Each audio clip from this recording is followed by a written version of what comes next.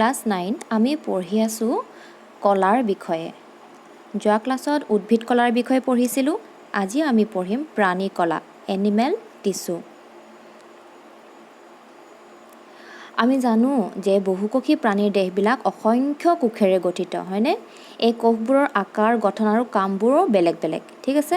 প্ৰাণী দেহৰ প্ৰয়োজনীয় সকলো ক্ৰিয়া সম্পন্ন কৰিবৰ বাবে এবিধ কোষে এক বা একাধিক ক্ৰিয়া পৰিচালনা কৰে, ঠিক আছে? যদি আমি উদাহৰণ হিচাপে লওঁ, আমি উশাহ লওঁ, হয়নে? তেতিয়া আমাৰ বুকুখন কি কৰে? লৰচৰ কৰে। এই অংগবোৰ কেনেকৈ লৰচৰ কৰে? ইয়াৰ কাৰণ হৈছে যে দেহত এবিধ বিশেষ কোষে সংবদ্ধ হৈ কলাৰ সৃষ্টি কৰে। আগৰ ক্লাছতো কৈছোঁ তোমালোকক যে বহুকেইবিধ কোষ লগ হৈ কলাৰ সৃষ্টি কৰে। ঠিক আছে? আৰু এই কলাৰ কোষবোৰ যেতিয়া সংকোচন আৰু প্ৰসাৰণ হয়, তেতিয়া আমাৰ অংগবোৰ লৰচৰ কৰিব পাৰোঁ। সংকোচন আৰু প্ৰসাৰণ হ'লে আমি অংগবোৰ লৰচৰ কৰিব পাৰোঁ, ঠিক আছে?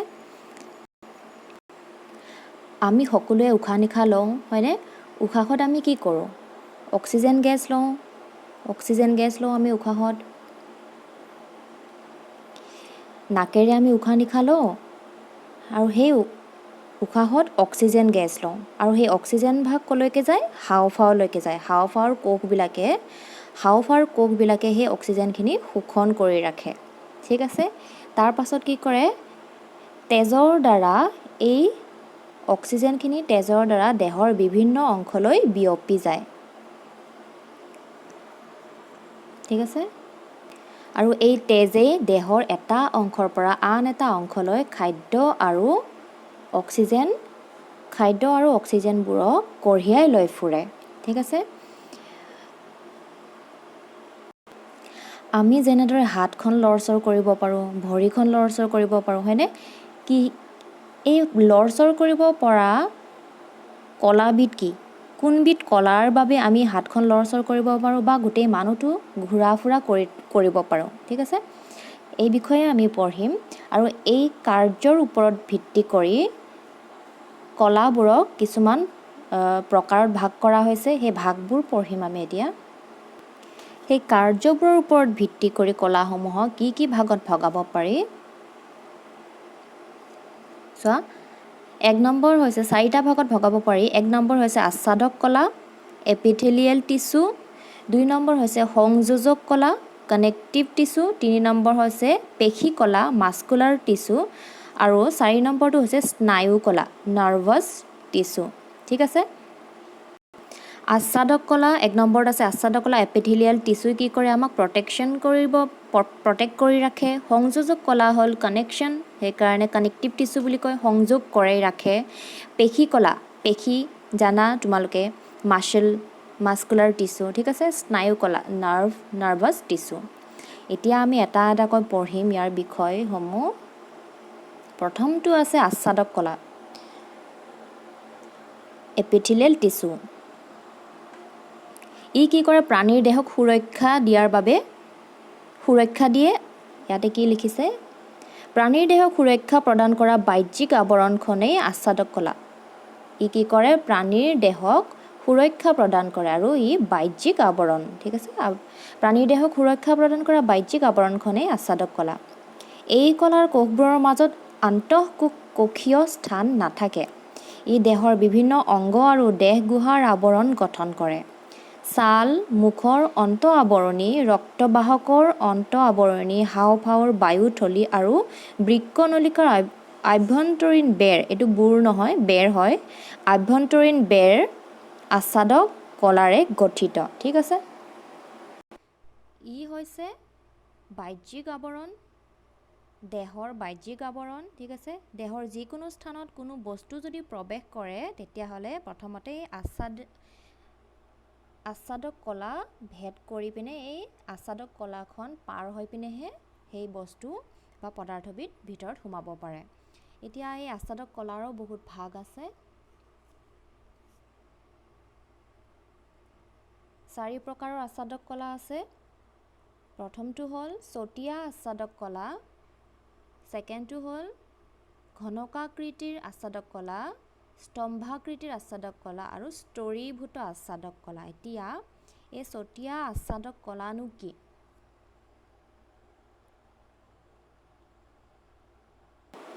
আচ্ছাদক কলাৰ কাৰ্যখিনি চোৱা। এই কলাৰ কোষবোৰে কিছুমান পদাৰ্থ পৰিবহণ কৰে আৰু অক্সিজেন আৰু কাৰ্বন ডাই অক্সাইড গেছৰ বিনিময় ঘটায়। আচ্ছাদক কলাই কি কৰে? অক্সিজেন আৰু কাৰ্বন ডাই অক্সাইড গেছৰ বিনিময় ঘটায়। এইবিধ কলা দেখাত পাতল আৰু চেপেটা, দেখাত মাছৰ বাকলিৰ দৰে। তোমালোকে ছবিটো চোৱা। পাতল আৰু চেপেটা, দেখাত কি বুলি কৈছে? মাছৰ বাকলিৰ দৰে বুলি কৈছে।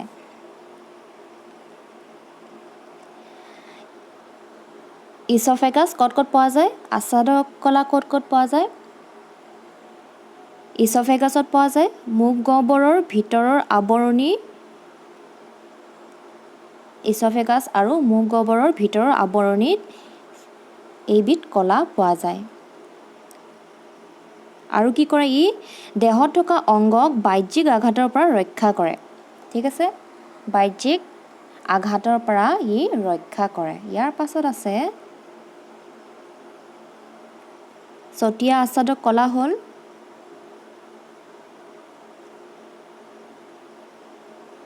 ঘনকাকৃতি আচ্ছাদক কলা।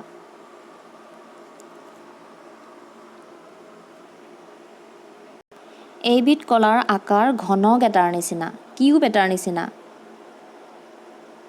কিউব এটাৰ নিচিনা, ঘনক এটাৰ নিচিনা।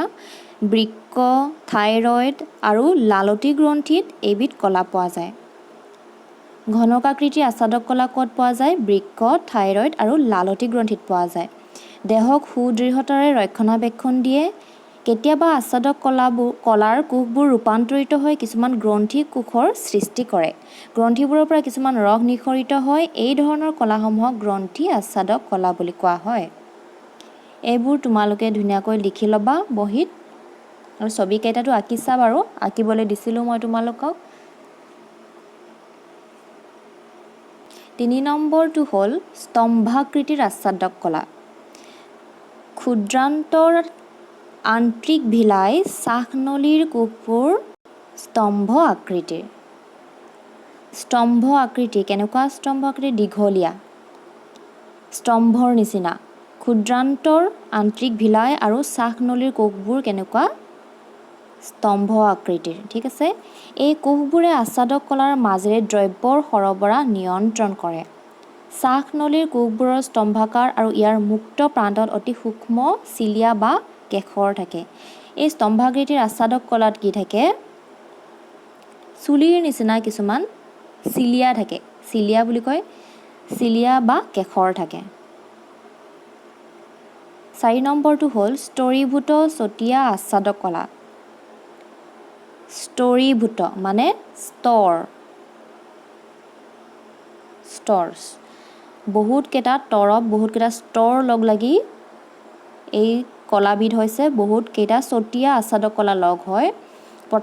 প্ৰথমটো পাইছিলোঁ আমি চতিয়া আচ্ছাদক কলা 1 নম্বৰটোত পাইছিলোঁ, হয়নে? আৰু সেই চতিয়া আচ্ছাদক কলাখন কেনেকুৱা আছিল? পাতল মাছৰ বাকলিৰ নিচিনা আছিল। আৰু তেনেকুৱা বহুতকেইখন পাতল চতিয়া আচ্ছাদক কলা লগ হয় কি হয়? স্তৰীভূত আচ্ছাদক কলা হয়।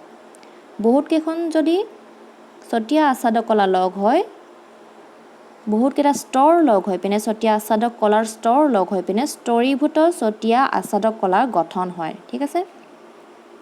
ক'ত ক'ত পোৱা যায়? ইছ'ফেগাছ আৰু ইউটেৰাইনত পোৱা যায়। ঠিক আছে? 1 নম্বৰটোত পঢ়িলোঁ আমি আচ্ছাদক কলা, এপিথেলিয়েল টিছু। এইবাৰ 2 নম্বৰ আছে সংযোজক কলা, কানেক্টিভ টিছু। এইটো 2 নম্বৰ। সংযোজক কলা। সংযোজক কলা কাক কয়? যিবিলাক কলাই দেহৰ বিভিন্ন অংগৰ লগত কানেক্ট কৰি ৰাখে, সংযোগ কৰি ৰাখে, সেইবোৰক সংযোজক কলা বুলি কয়। যেনে ধৰা তেজে গোটেই দেহত বিয়পি থাকে, সংযোগ কৰি ৰাখে। তাৰ পাছত হাড়, বন, তাৰ পাছত আছে উপাস্থি। এতিয়া আমি এটা এটাকৈ পঢ়িম। চোৱা সংযোজক কলাৰ কোষবোৰৰ মাজত আন্তঃমধ্যৱৰ্তী স্থান থাকে ঠিক আছে অন্তঃমধ্যৱৰ্তী স্থানত আধাৰ দ্ৰব্য মেট্ৰিক্স থাকে আৰু এই আধাৰ দ্ৰব্য লুপথুপীয়া জুলীয়া ডাঠ আৰু সুদৃঢ় হয় আধাৰ দ্ৰব্যৰ প্ৰকৃতি অনুসৰি সংযোজক কলাবোৰ বেলেগ বেলেগ কাম কৰে ঠিক আছে সংযোজক কলা এতিয়া আমি তেজৰ বিষয়ে পঢ়িম তেজ কি তেজ হৈছে এবিধ বিশেষ ধৰণৰ জুলীয়া সংযোজক কলা ঠিক আছে তেজৰ অৰ্ধজুলীয়া আধাৰ দ্ৰব্যক প্লাজমা বুলি কোৱা হয় অৰ্ধজুলীয়া আধাৰ দ্ৰব্যক প্লাজমা বুলি কোৱা হয় প্লাজমাত বিভিন্ন ৰক্তকোষ থাকে প্লাজমাত তিনি ধৰণৰ ৰক্তকোষ থাকে সেইবোৰ হৈছে RBC red blood cell WBC white blood cell আৰু প্লেটেলেটছ মানে অনুচক্ৰিকা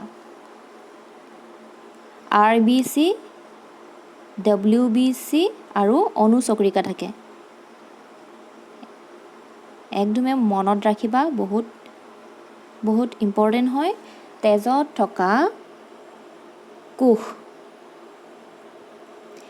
তেজত থকা কোষ তিনিবিধ কি প্লাজমাত থকা কোষ তিনিবিধ কি তেজত কি থাকে প্লাজমা থাকে ঠিক আছে আৰু তিনি ধৰণৰ ৰক্তকোষ থাকে সেই ৰক্তকোষ তিনিটা হ'ল RBC WBC আৰু অনুচক্ৰিকা ঠিক আছে তেজে অক্সিজেন কাৰ্বন ডাই অক্সাইড পাচিত খাদ্য হৰমন আৰু ৰেচন দ্ৰব্য আদি দেহৰ ভিতৰত এঠাইৰ পৰা আন ঠাইলৈ পৰিবহণ কৰে প্ৰথম ভিডিঅ'টোৰ প্ৰথমতে ক'লো তোমালোকক যে তেজে অক্সিজেন কাৰ্বন ডাই অক্সাইড বা পাচিত খাদ্য হৰমন এই সকলোবিলাক কি কৰে এঠাইৰ পৰা দেহৰ এঠাইৰ পৰা আন ঠাইলৈ পৰিবহণ কৰে ইয়াৰ পাছত আমি পঢ়িম অস্থি মানে হাড় মানুহৰ হাড় থাকে যে অস্থি বন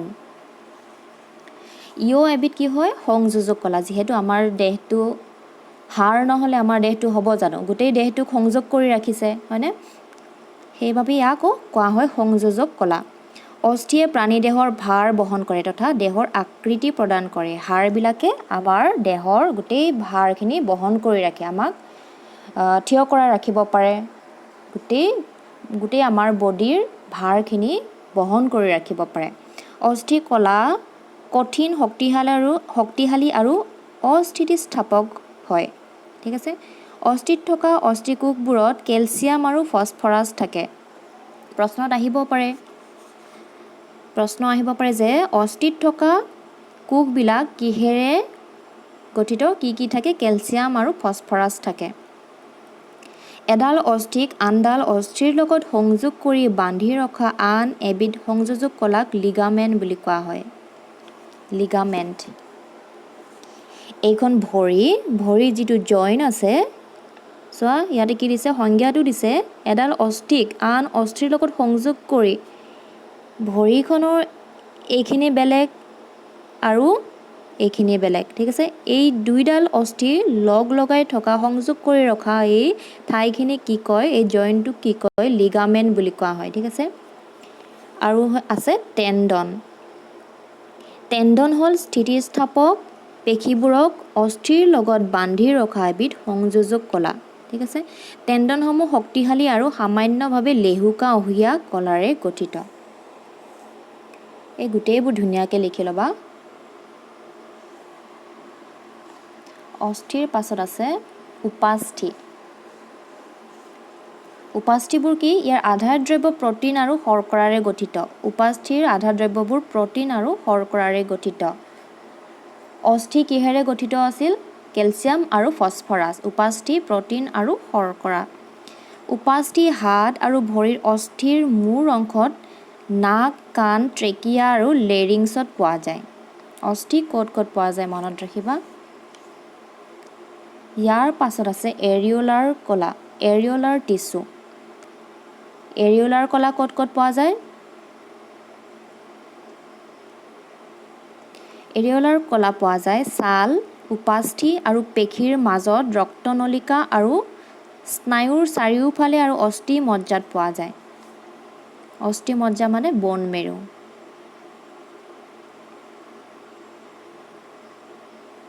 ঠিক আছে।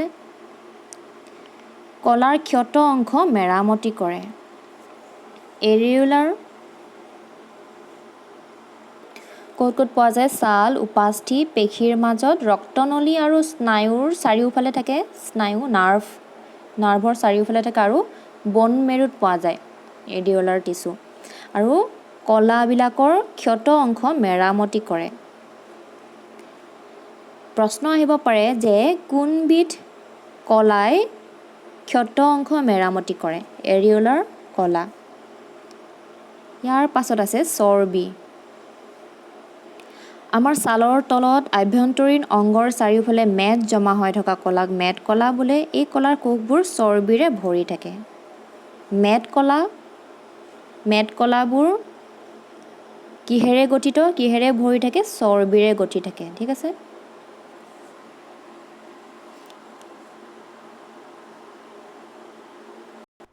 নম্বৰ 3 পেশী কলা মাস্কুলাৰ টিচু। পেশী কলাসমূহ দীঘলীয়া হয়, দীঘলীয়া কোষেৰে গঠিত। ইয়াক কি বুলি কয়? মাছল ফাইবাৰ বা পেশী তন্তু বুলি কোৱা হয়। পেশী কলাসমূহ আমাৰ দেহৰ অংগ পৰিচালনাত সহায় কৰে। পেশীসমূহত থকা প্ৰটিনৰ দ্বাৰা তৈয়াৰী সূত্ৰই পেশীৰ সংকোচন আৰু প্ৰসাৰণ কাৰ্য সম্পাদন কৰে। ঠিক আছে। পেশী কলাৰ বহুত ভাগ আছে, যেনে ঐচ্ছিক পেশী, ৰৈখিক পেশী, অৰৈখিক পেশী। ঐচ্ছিক পেশীবোৰ কোনবোৰ?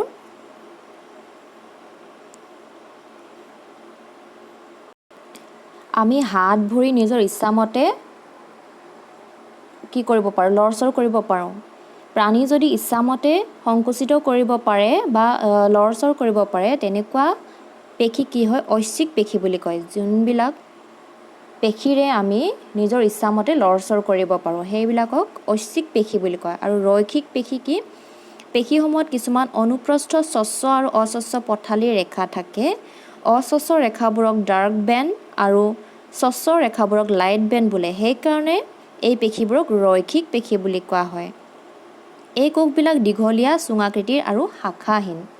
দীঘলীয়া হয়, চুঙাকৃতিৰ আৰু শাখা নাথাকে। অনৈচ্ছিক পেশী আমি ইচ্ছা অনুসৰি লৰচৰ কৰিব নোৱাৰোঁ বা আমাৰ ইচ্ছামতে কাৰ্য সম্পাদন কৰিব নোৱাৰোঁ, সেইকাৰণে অনৈচ্ছিক পেশী। পাচননলীত খাদ্যৰ গতি, ৰক্তনলিকাৰ সংকোচন আৰু প্ৰসাৰণ আদি অনৈচ্ছিক চলন। এইবোৰ আমি নিজৰ ইচ্ছামতে কৰিব নোৱাৰোঁ। এই কোষবোৰ দীঘলীয়া মাকো সদৃশ। ঠিক আছে। একোটা কোষত এটা মাত্ৰ কোষ কেন্দ্ৰ থাকে। এই পেশীসমূহক কেতিয়াবা অৰেখিত পেশী বুলিও কোৱা হয়। অৰেখিত পেশীত অনুপ্ৰস্থ ৰেখা নাথাকে। চকু দেখিছা? চকু জানা তোমালোকে? চকুৰ আইৰিছ, জৰায়ু আৰু হাওঁফাওঁৰ ব্ৰংকাই আদিত অৰেখিত পেশী পোৱা যায়। পেশী কলাৰ আৰু আন এবিধ উদাহৰণ হৃদপেশী। Cardiac muscle, হৃদপেশী। প্ৰাণীৰ হৃদযন্ত্ৰটো অনবৰতে সংকোচন আৰু প্ৰসাৰণ হৈ থাকে। এই হৃদযন্ত্ৰৰ বেৰ এক বিশেষ ধৰণৰ পেশী কলাৰে গঠিত। এই পেশীসমূহক হৃদপেশী বোলে। এই তন্তুবোৰ শাখা বিশিষ্ট, চুঙাকৃতিৰ আৰু এটা মাত্ৰ কোষ কেন্দ্ৰ থাকে। ই অনৈচ্ছিক পেশী। আমি ইচ্ছামতেতো কৰিব নোৱাৰোঁ। হৃদযন্ত্ৰৰ লৰচৰটো আমি ইচ্ছামতে কৰিব নোৱাৰোঁ ন, সেইকাৰণে অনৈচ্ছিক পেশী। ইয়াৰ পাছত 4 নম্বৰ কলা হৈছে স্নায়ু কলা, নাৰ্ভাছ টিচু। প্ৰাণীৰ সকলো জীৱিত কোষেৰে সংবেদন আছে। জানানে সংবেদন? আমি যে অনুভৱ কৰিব পাৰোঁ। কিন্তু কিছুমান কলাৰ কোষবোৰ এনে বিশেষ ধৰণেৰে গঠিত যে ইয়াৰ সহায়ত প্ৰাণীয়ে উদ্দীপনা, অনুভূতি আদি দেহৰ এঠাইৰ পৰা আন ঠাইলৈ কঢ়িয়াই নিব পাৰে। বুজি পাইছা? প্ৰাণীৰ মস্তিষ্ক, আমাৰ ব্ৰেইন, স্নায়ু ৰজ্জু, স্পাইনেল কৰ্ড আদি এইবোৰ স্নায়ু কলাৰে গঠিত। ঠিক আছে, এনেধৰণৰ কোষবোৰক কি কয়? স্নায়ু কোষ বুলি কয় বা নিউৰন বুলি কয়। আৰু কলাবোৰক কি কয়? স্নায়ু কলা বুলি কয়। নিউৰন প্ৰধানত দেহকোষ, চেল বডি আৰু স্নায়ু প্ৰবৰ্ধ বা নাৰ্ভ প্ৰচেছৰ দ্বাৰা গঠিত। আৰু এই দেহকোষবিলাকত এটা ডাঙৰ কোষ কেন্দ্ৰ থাকে। ঠিক আছে, ছবিটোত দেখিছা এই দেহকোষত নিউক্লিয়াছ বা কোষ কেন্দ্ৰ এটা থাকে ডাঙৰ,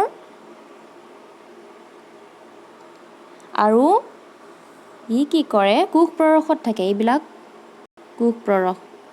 কোষ প্ৰৰসৰ মাজত উপঙি থাকে এই নিউক্লিয়াছ বা কোষ কেন্দ্ৰটো, দেহকোষৰ মাজত থাকে।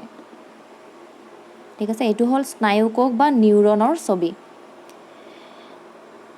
তাৰ পাছত দেহকোষৰ পৰা এডাল দীঘল নলী সদৃশ চাইটোপ্লাজমৰ স্নায়ু প্ৰবৰ্ধ ওলায়, যাক আমি কওঁ এক্সন। ঠিক আছে, ইয়াৰ উপৰিও দেহকোষৰ পৰা কিছুমান চুটি আৰু শাখা প্ৰশাখাযুক্ত স্নায়ু প্ৰবৰ্ধ ওলায়। এইবোৰক আমি কি কওঁ? ডেনড্ৰাইট। এয়া চোৱা, শাখা প্ৰশাখা, সেইবিলাকক কম আমি ডেনড্ৰাইট। এই নিউৰনডাল প্ৰায় 1 মিটাৰ পৰ্যন্ত দীঘল থাকে। 1 মিটাৰ দীঘল। ঠিক আছে, নিউৰনত থকা এক্সন ডেনড্ৰাইট আদি কি কৰে? স্নায়ু প্ৰবৰ্ধবোৰ সংযোজক কলাৰ দ্বাৰা আবৃত হৈ এডাল স্নায়ু গঠিত হয়। ঠিক আছে, স্নায়ু কলাৰ দ্বাৰা সংবেদী অংশসমূহৰ পৰা সংজ্ঞাবাহী স্নায়ু সূত্ৰৰ জৰিয়তে স্নায়ুৰ প্ৰেৰণা কঢ়িয়াই নিয়াৰ ফলত কি কয়? প্ৰাণীৰ পেশীসমূহৰ লৰচৰ হয়। আমি লৰচৰ কৰিব পাৰোঁ। আমি কি পঢ়িলোঁ?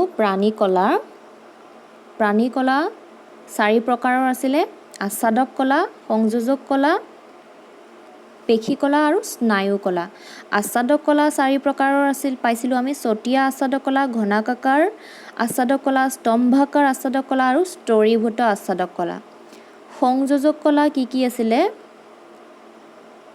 তেজ এবিধ সংযোজক কলা, অস্থি সংযোজক কলা, উপাস্থি, এৰিঅলাৰ কলা, টেণ্ডন, লিগামেণ্ট, চৰ্বি, এই সকলোবিলাক সংযোজক কলাৰ ভিতৰত পৰিছিল। পেশী কলাৰ ভিতৰত কি পৰে? ৰেখিত পেশী, অৰেখিত পেশী, হৃদপেশী, এই সকলোবিলাক পেশিত কলাত। আৰু স্নায়ু কলা বা নিউৰনৰ বিষয়ে আমি পঢ়িলোঁ। ইয়াৰ নেক্সট ক্লাছত আমি এই অধ্যায়টিৰ প্ৰশ্ন উত্তৰবিলাক পঢ়িম।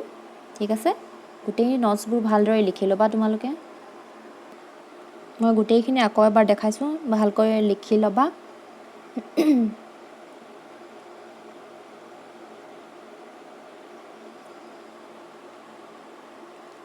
1 নম্বৰ,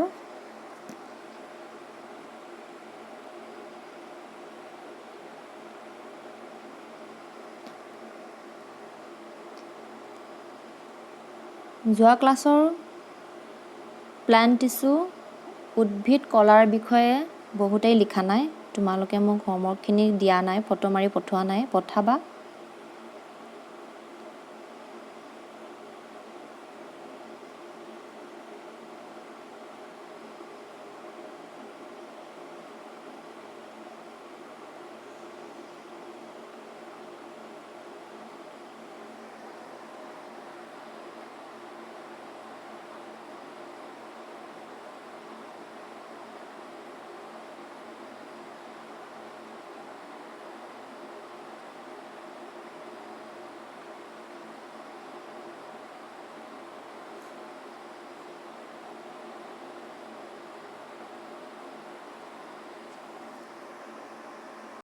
ইয়ালৈকে চৰ্বিলৈকে চব সংযোজক কলা আছিলে দেই।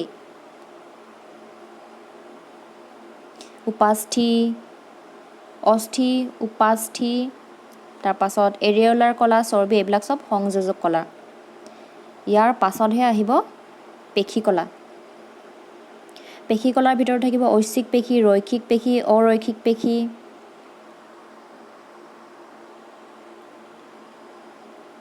হৃদ পেশী